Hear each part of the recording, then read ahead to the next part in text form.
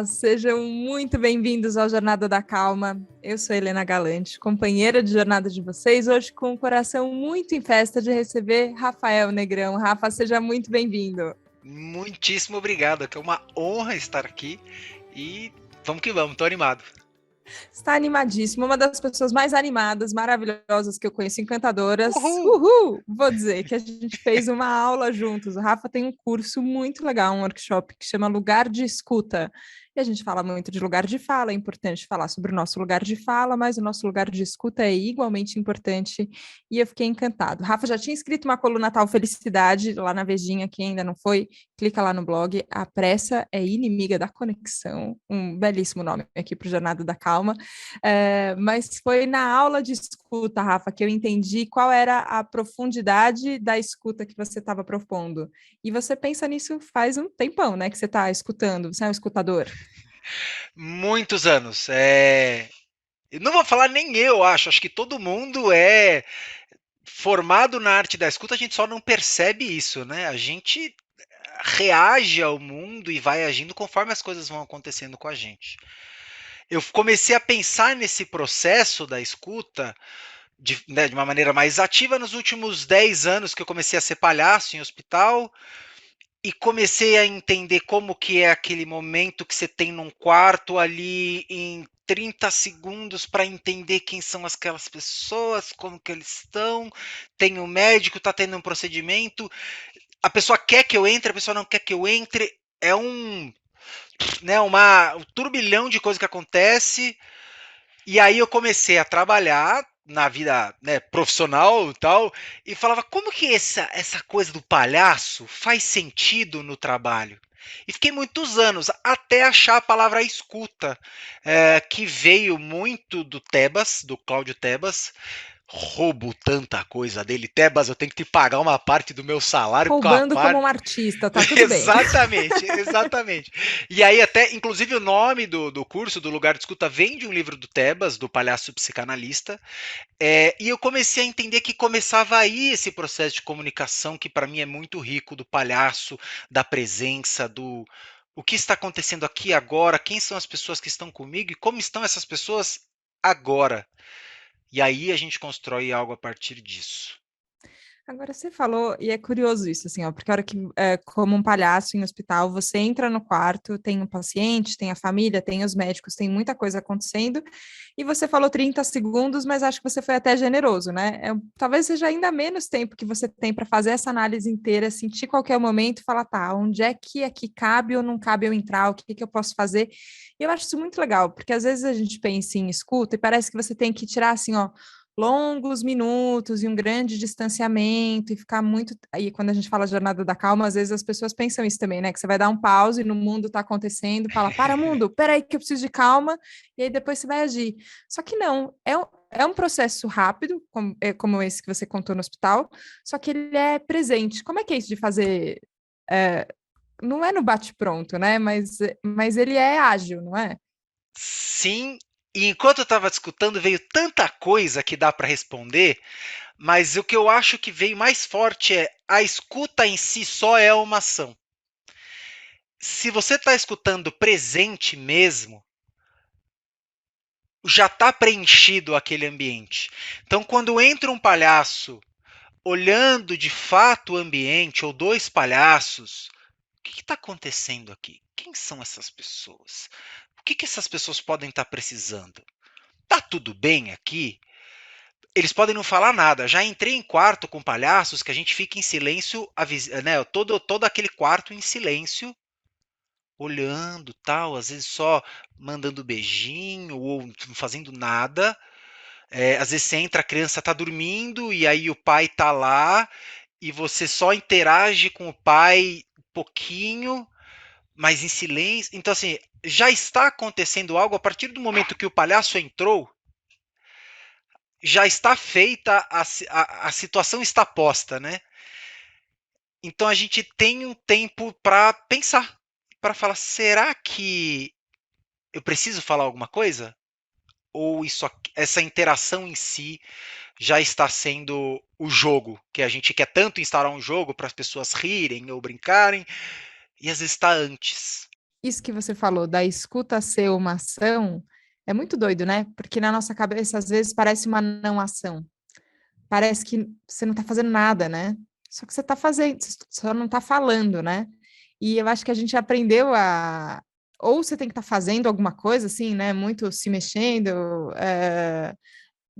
não sei, muito ativo, né? Parece que só observar, por exemplo, ou só escutar não é uma ação. Só que isso faz parte do treinamento de palhaço ou faz parte do treinamento para os hospitais, Rafa? Como é que é? Super. Faz super sentido. E acho que assim, eu sou extremamente ansioso. Você viu meu curso. Parece que eu tomei 6 latas de energético. E Eu dois sou. cafezinhos depois, gente, só E isso. cheirei o pó do café assim, tô, meu Deus, o café é demais. Porque pra mim é criança entrando no parquinho querendo brincar com os amigos e criança não vai brincar tipo, vou brincar só um pouquinho, não, a criança quer entrar pra brincar e vai com tudo.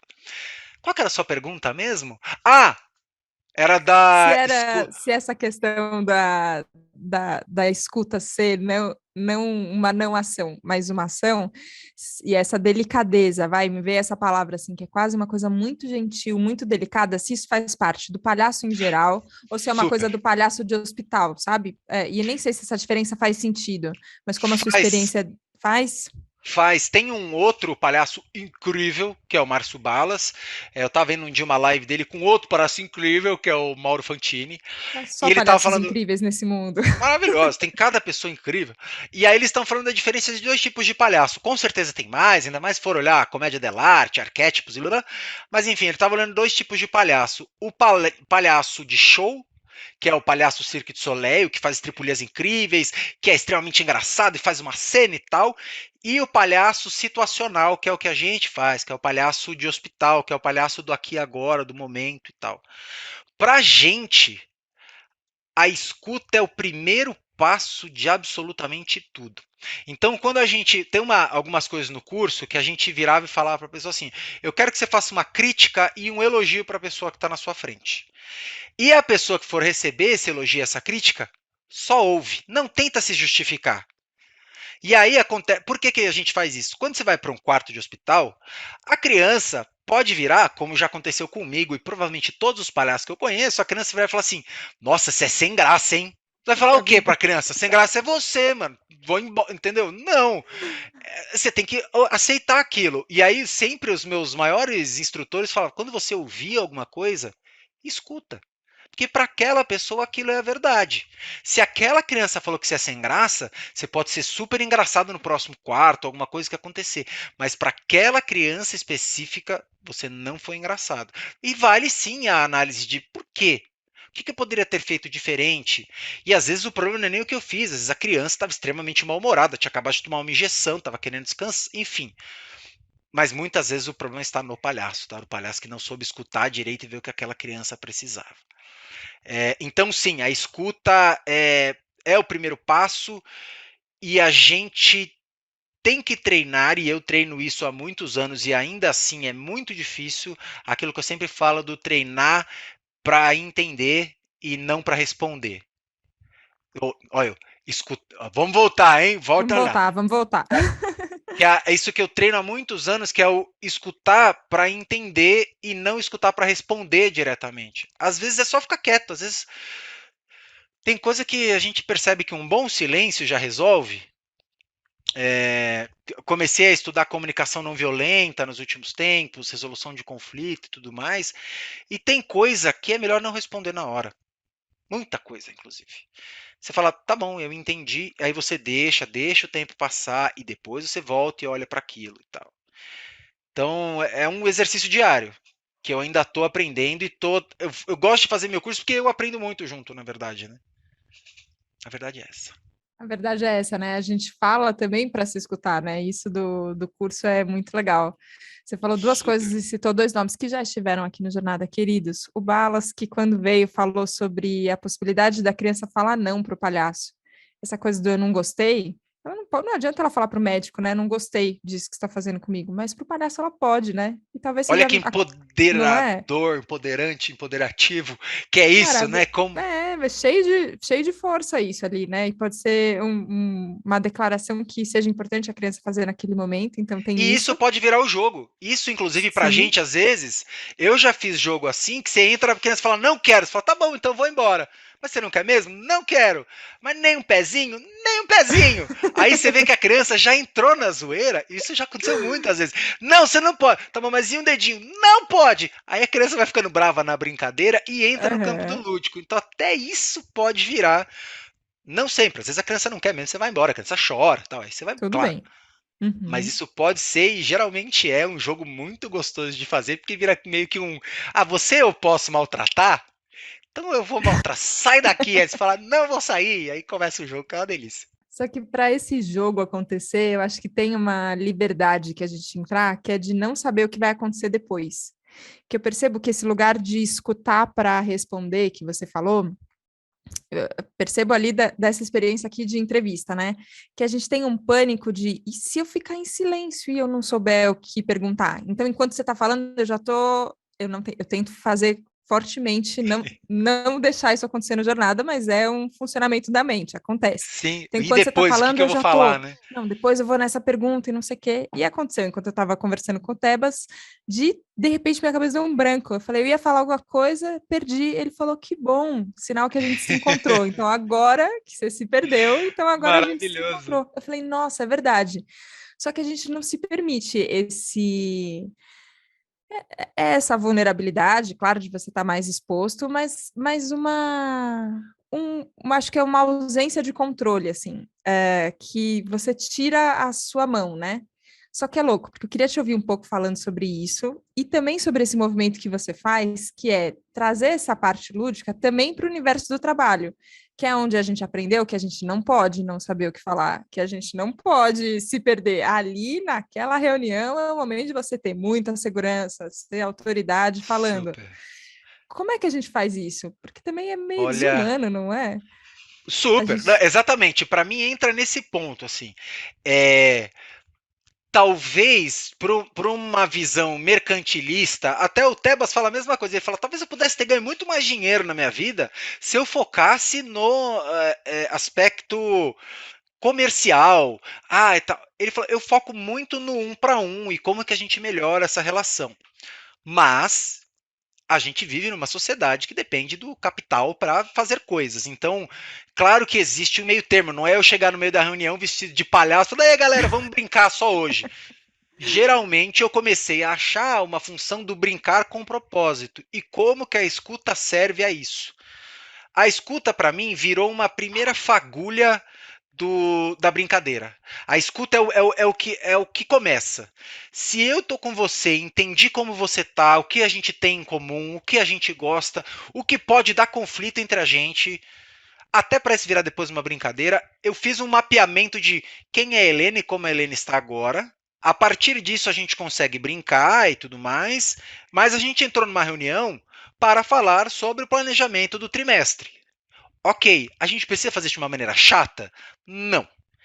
E aí eu comecei a entender como o meu cérebro funcionava quando eu entrava numa reunião legal, com alguns grandes chefes que eu já tive, que eram incríveis, que eu funcionava muito mais quando a reunião era divertida. Quando a reunião era leve, eu era muito mais produtivo.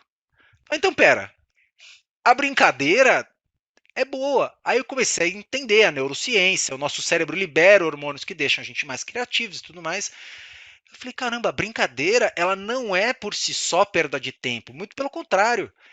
Ela é algo que vai deixar todo mundo mais disposto, o time mais colaborativo e andando para o mesmo lado. E ajuda a resolução de problemas e tudo mais. E ajuda, inclusive, a brincar com questões que são meio. Putz, por exemplo, um exemplo aqui do meu time. Eu tenho um Uhum. cara que fala muito em reunião. E eu também falo muito. Direto, a gente se zoa por isso. Você vai me deixar falar agora ou não? Ah, não, não vou. E aí a gente brincando com isso, coisa que se a gente tirasse do lúdico, falasse: "Ô, você fala muito, hein? Tem um peso diferente." Quando você entra no lúdico e fala: "Ô, Posso agora? Vou te incomodar? E aí entra na brincadeira, a gente se dá super bem porque a gente conseguiu encontrar esse espaço do lúdico que permite que você fale algumas coisas que talvez se você falar fora do campo do lúdico, a pessoa se sente ofendida e tudo mais.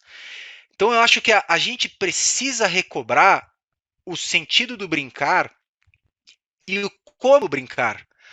Porque senão a gente está fadado ao fracasso e à infelicidade. A vida é extremamente ansiógena. Eu acho que é por isso que a gente sempre quer responder, a gente quer ter o controle de tudo.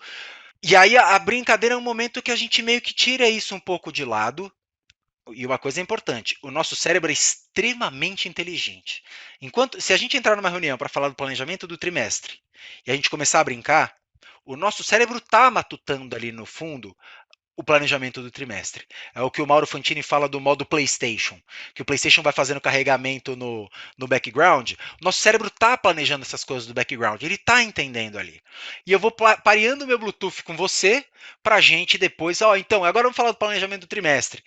Tá mais leve, tá mais fácil, as ideias estão mais lubrificadas, elas vêm. Então, eu não sei se eu respondi sua pergunta, mas é que eu falo de brincadeira, eu fico tão feliz que eu nem sei o que é mesmo. Respondeu, porque eu queria Ufa. justamente entender isso, assim, ó, como a gente consegue fazer isso no trabalho. Eu acho que tem uma ideia a ser desconstruída de que o trabalho é sério, mas é isso que você falou, assim, a gente entra tenso numa reunião, e aí a reunião é tensa e travada, e às vezes, se você coloca a brincadeira, a ludicidade ali no meio, a, as coisas vão fluindo de um jeito melhor. E essa expressão que você usa de parear o Bluetooth, eu acho muito boa, porque parece somos mundos diferentes, né? Assim, eu tô aqui cheia de helenices na cabeça, e meu dia aconteceu isso, Adorei. aconteceu aquilo, a Rafa está cheia de rafices, então como é que estão essas coisas? Só que a gente se encontra aqui, você fala, tá, onde é que eu tô? Onde é que você tá? E tem uma disposição para se ver. E às vezes eu fico pensando isso em reunião, eu gosto muito de memes, em geral, acho uma ótima maneira de Somos comunicação. dois. Somos Porque fãs eles de apelam pro memes. humano, né? Eles apelam porque é nosso.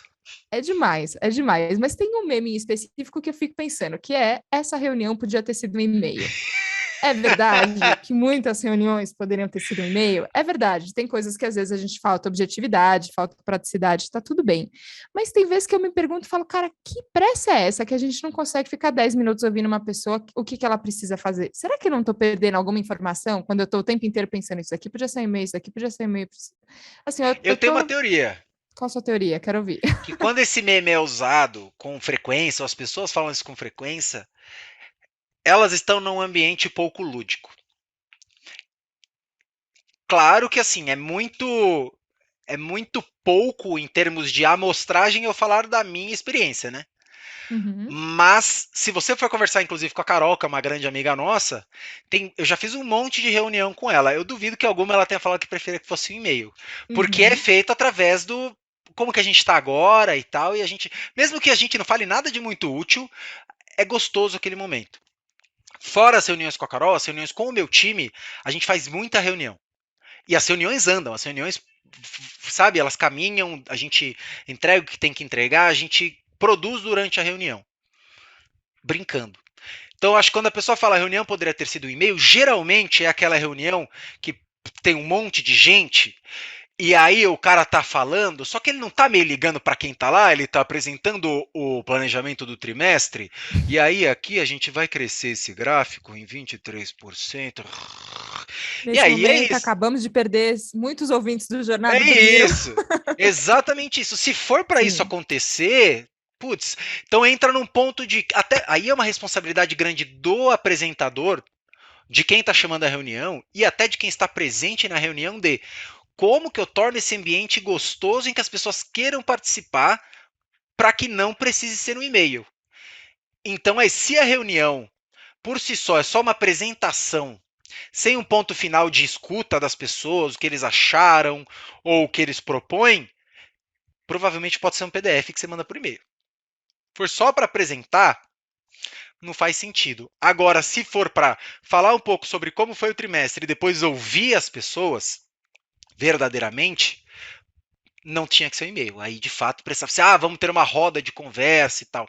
Então, eu acho que entra num ponto aí de planejamento de comunicação, que se a pessoa que está apresentando não pensar no outro como agente da minha comunicação, então acho que a comunicação em si não funciona muito bem. Viajei demais? Não, achei que fez total sentido, assim, porque a gente aprende na faculdade de comunicação, né? Que tem o Eita, esqueci agora, perdão, muitos anos da saída da faculdade, mas o emissor e o receptor, né? Isso E aí. quanto isso na verdade, também recíproco, né? Porque você está o tempo inteiro recebendo informações enquanto você está falando. É um processo contínuo, só que a responsabilidade da mensagem ser entendida é de quem está falando de entender como é que o outro tá recebendo, né? Como é que o outro está lendo isso. E eu acho que é Exato. uma coisa que na plateia, né? A hora que você está pensando em teatro, a gente fica vendo o que está acontecendo na plateia, você está sentindo, só que às vezes isso, se você entra numa reunião com absolutamente sem se preocupar com como as pessoas estão reagindo àquilo, porque afinal você é o chefe, então você pode falar o que você quiser e não importa, Uhum. você perdeu a sua plateia, né? Você perdeu a Total. audiência. E eu acho que tem e isso eu senti no curso que você faz também de um jeito divertido, que como é que a gente instiga a curiosidade, né? Você vai na chave dessa humanidade que você fala, né? Então, como é que a gente busca a humanidade para instigar a curiosidade, mas não num lugar muito carente também, sabe? Porque eu percebi, não sei como é que foi com você, assim, ó, mas a hora que a gente mudou para essa atmosfera toda online, né? Que a gente parou de fazer as reuniões presenciais e começou a ser tudo online, teve um momento que eu queria só chorar minhas pitangas, assim, sabe? E aí também não sei quanto eu estava tão interessada no outro, se eu só queria dar uma desabafada e tudo bem. E aí Sim. eu falei, caraca, tô meio carente, eu acho que eu tô precisando dar uma equilibrada aqui para poder ser um pouco mais profissional. Mas para além desse momento, eu acho que teve a gente entender como a gente desperta o nosso interesse pelo outro, né? Porque é mais do que só a vontade de falar, de novo, é a vontade de escutar, né? Quer contar um pouquinho Exatamente. de como são as técnicas que você pensou para o workshop ou é segredo, pois Não, os nossos ouvintes imagina. ainda vão fazer a aula, quem Imagina. sabe? Olha, é o que eu falo, inclusive, eu tenho, sei lá, um hall de 50 exercícios. Muitos eu aplico na hora se me dá vontade. Muitas vezes já teve várias turmas que eu apliquei os mesmos exercícios e é absolutamente diferente. Porque o fator das pessoas que estão lá, e você fez o curso, ele é totalmente interativo. Eu dou meio que um enunciado do que vai ser feito, mas 90% do exercício é o que as pessoas trazem, curiosidades, histórias que elas têm e tudo mais. Tem uma técnica nisso, muito baseada no livro do Daniel Kahneman, O Rápido e Devagar. Acho que é Daniel Kahneman, eu sou meio confuso. Mas enfim, que ele fala sobre o sistema 1 e o sistema 2 do cérebro, o sistema 1 que é mais focado na sobrevivência e na parte mais básica da nossa vivência mesmo, e o sistema 2 que é do pensamento mais elaborado e tudo mais.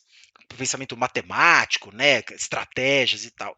Para você ligar esse sistema 2, que é o que mais exige energia e é o mais desenvolvido do ser humano, é muito mais fácil você acessar o sistema 1 primeiro, que é o sistema das emoções básicas, do necessidades básicas, do que é mais gostoso. Quando você dá risada, você acessa esse sistema 1. Então, quando você faz isso, a pessoa está mais predisposta a ouvir o que você tem para falar, a interiorizar conceitos abstratos como escuta, empatia.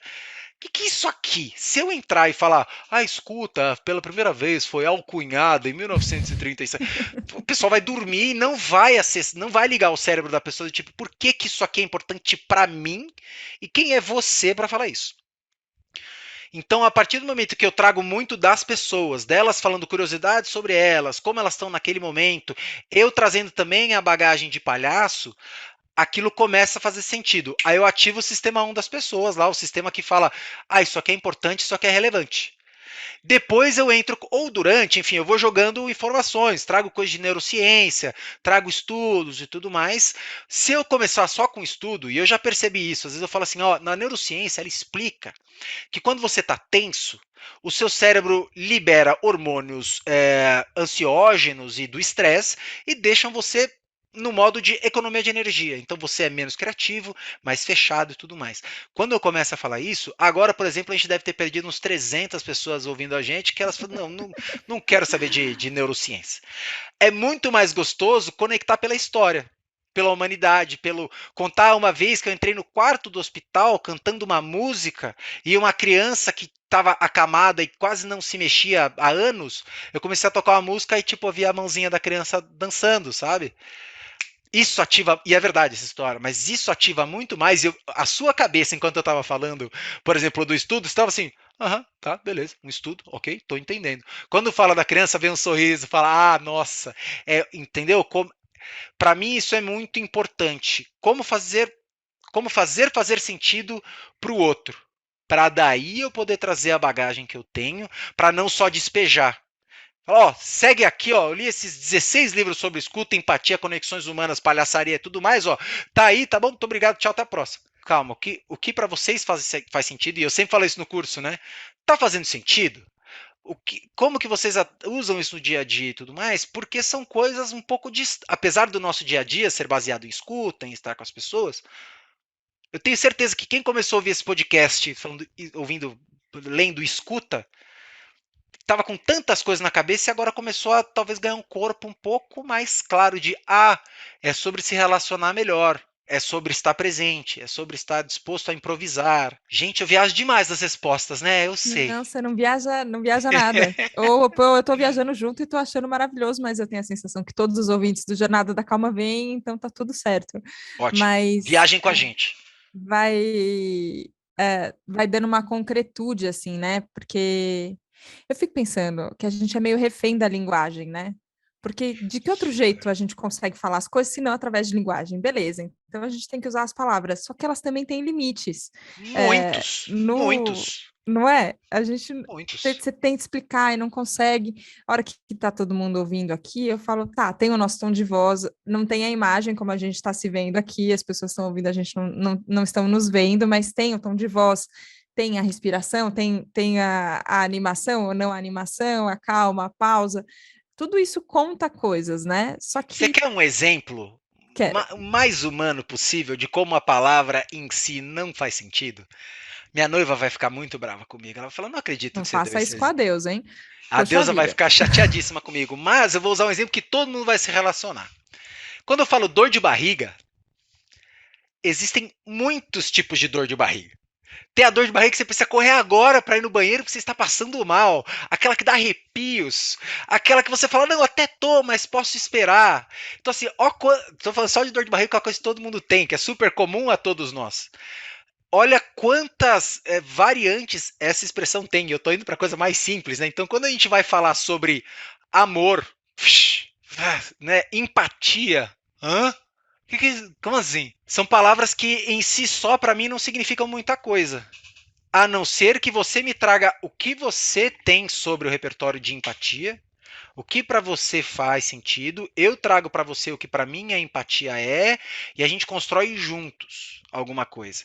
E que talvez quando a gente for conversar com uma quarta pessoa, peraí, eu e você são duas, então vai terceira pessoa A depois, terceira, pode pôr uma quarta também, tá tudo bem. num bar de amigos, a gente cria um outro conceito. Que, inclusive, vou agora voltar no texto lá que eu escrevi da outra vez, da prece inimiga da conexão. Eu estava conversando com o Álvaro Lages, que é o cara que me ensinou o pareamento de Bluetooth, e ele falou uma coisa que me deixou em xeque. Que ele falou: a pressa pode ser amiga da conexão, sim, se ela tiver com presença. Então eu e você aqui, ó, temos mais 10 minutos para acabar esse podcast. Vamos fazer Vambora. E aí a gente entra num. Beleza, beleza, pá, show de bola, foi gostoso e tal. Então ela não necessariamente, se ela for preenchida com qualidade e com uma certa urgência, ela pode ser sim amiga da conexão. Ah, que demais. Adoro quando a gente chega em máximas que você fala, não, é isso. Aí depois você fala, não, pode ser o oposto É, disso também. Você fala, é verdade. exato. E tá tudo É, bem. mas pode ser que não, e tudo bem, né? Tem, E a tem escuta isso. entra muito nisso, de você rever muitas coisas suas. Assim, um exemplo, eu achava que eu era um baita músico. Nossa, eu toco muito bem violão. Nossa, eu sou incrível. Nossa, sei fazer acordes maravilhosos. Quando você vai num quarto de hospital com a criança, A criança não tá nem aí se você toca bem ou não. Ela quer uma música que ela quer cantar. Então, se eu entrasse no quarto tocando blues, que eu adoro, todo mundo ia estar em Nárnia prestando a menor atenção. Então, bota em xeque total o que é bom. Ah, para mim é bom.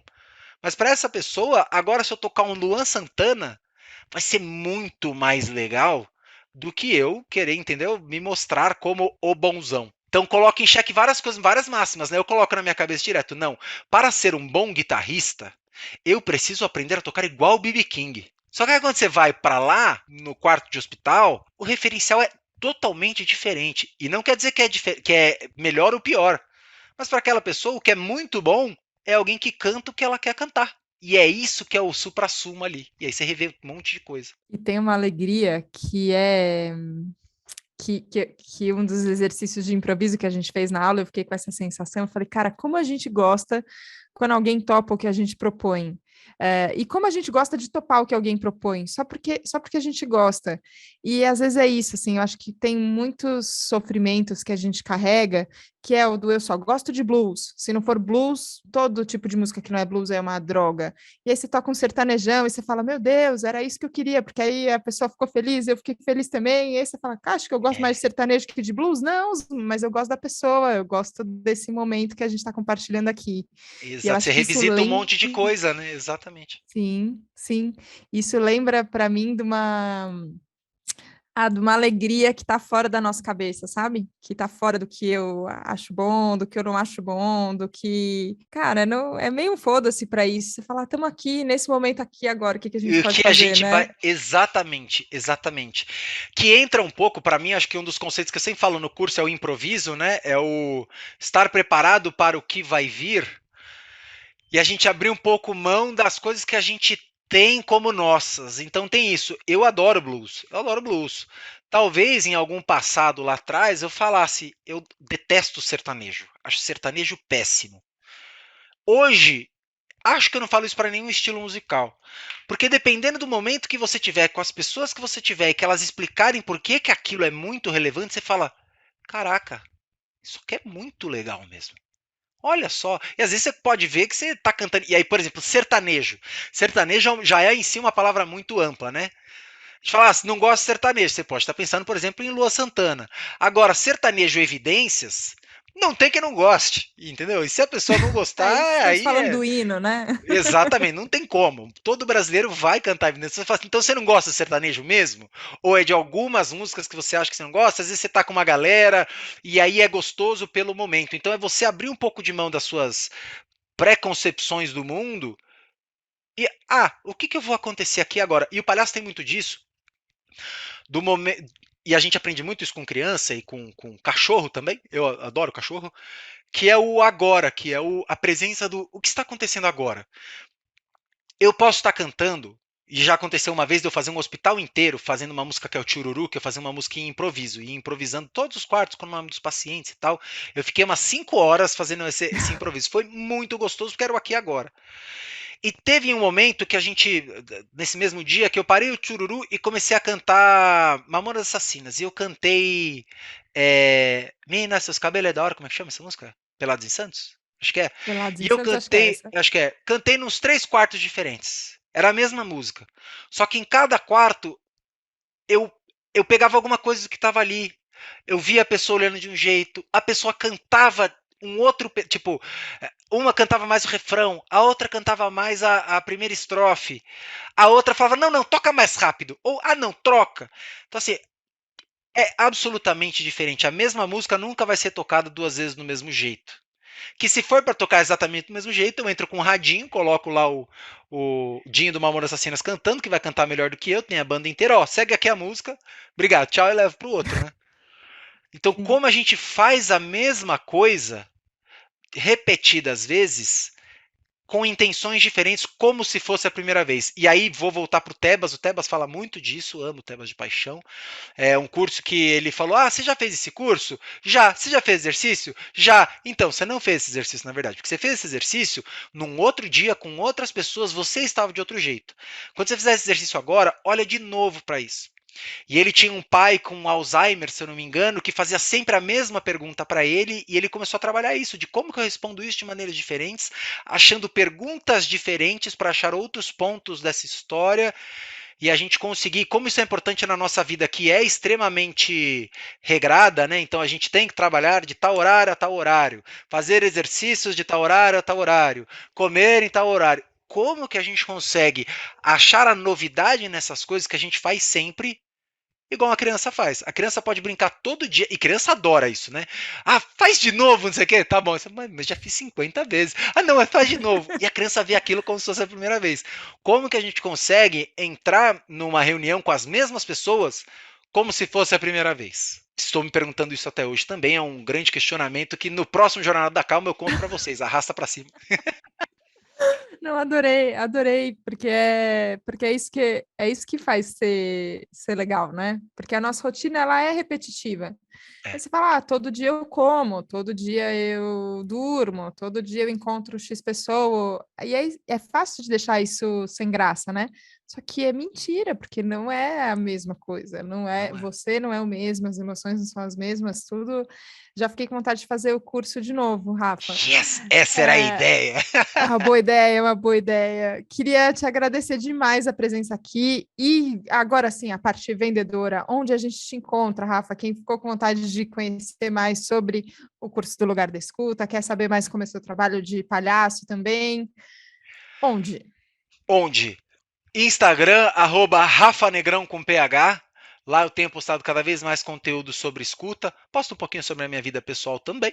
E vocês vão saber quem sou eu, sobre o que eu falo. Mandem mensagens para mim. Adoro quando as pessoas mandam, ouvi, não concordo com isso aqui, que foi o caso, por exemplo, do Álvaro Lage, que falou, cara, eu não acho que a pressa é inimiga da conexão, e eu adoro aprender junto com as pessoas. Então falem comigo, eu adoro, vamos trocar figurinhas, e, muito obrigado pelo convite, eu estou muito feliz.